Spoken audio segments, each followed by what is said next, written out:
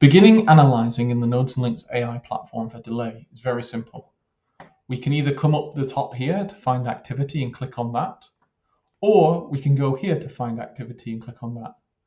I'm going to select M2000, which is something that I analyzed previously. Now this gives us a diagram that we can manipulate here and zoom in and move across and zoom out for concurrent delay. Concurrent delay essentially means that there can be multiple causes of a delay going throughout.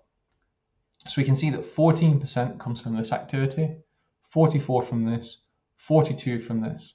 Now, even though this was delayed, the delay from this overtook it. So this has a 0% delay contribution. If we want to look into how these calculations are being done, we can click on this How Delay Analysis Works in the top right.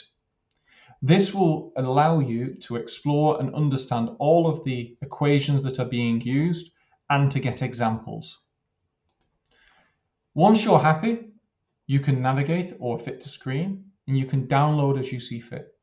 If your project file has an OBS coding structure, you can click here on activity codes and it will highlight different activity codes.